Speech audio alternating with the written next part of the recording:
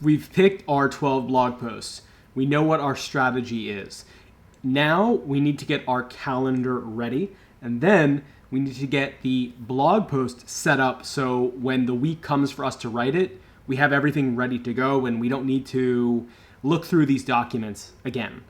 So what we're going to do now is first open up the template, content, calendar, and dashboard. This is included in the below link where you can get access to all of the freebies and templates that you're going to need. So the first thing I'm going to do when I open this is I'm just going to rename this Shizen. My blog name. You would name it your blog name, obviously. Now let's go through what the 3 tabs here at the bottom are. The first tab is the site log. Basically, the site log is anytime we make a change or add a blog post or do anything to our website, we make a note of it here. So for example, on Shizen, today, believe it or not, I actually published a new blog post. This is the new blog post. So we come here, and if we publish a new blog post, or we make a change to a blog post, or we do anything, we come and we leave the date. So I'll put 2/1/2021. We put the link to the article or the page on the website that we made a change to. The category is a new blog post. And description. I uploaded my new blog post today.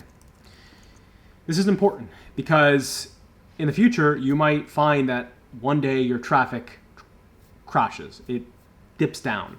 And if you have a log, you can look and see, well, what happened? What did I change on my website that made a drop in my traffic? And you can find that out very easily. So it's important to have a site log. So that's your first tab here. Whenever you make a change, you just come here and then make a note of it. Okay, the next section is what we're actually going to be looking at now, along with the pages category. So this is your content calendar. So you can see how it's divided up. This is January, February, March, April, May, and then it goes on from there. So if it was June, you would just do week 1, 2, 3, 4, and then combine these for June. Pretty simple, right? And this is still 2022 or 2021. So I'll change this to 2021.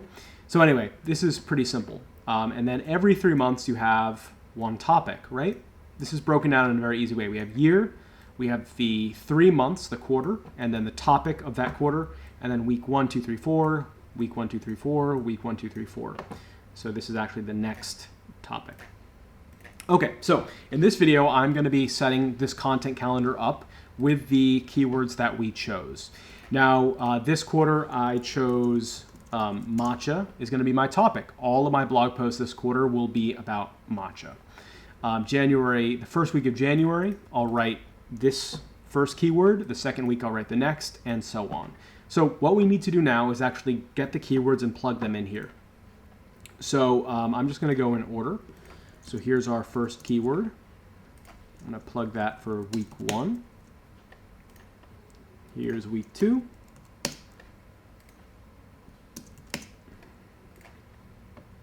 Week 3.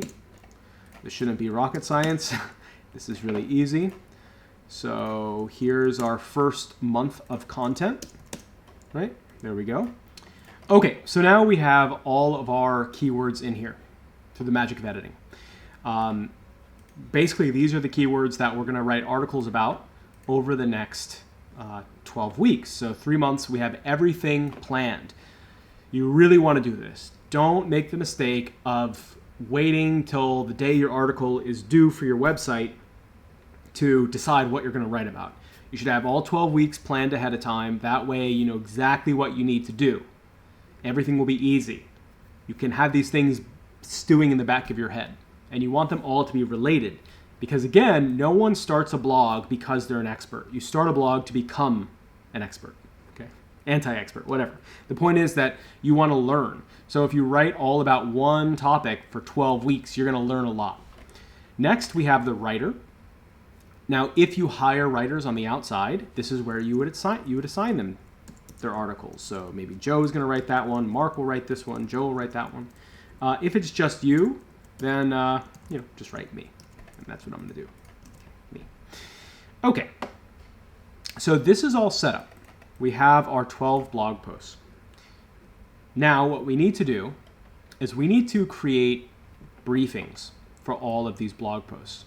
These briefings are where we're actually going to write the blog post into. So like everything else, I have a template for that. So the template is in the freebie folder, and then it's right here, template article briefing. So we're just going to make a copy, and we're going to name it our keyword. So here's the first one. And I also like to give it what I call an ID.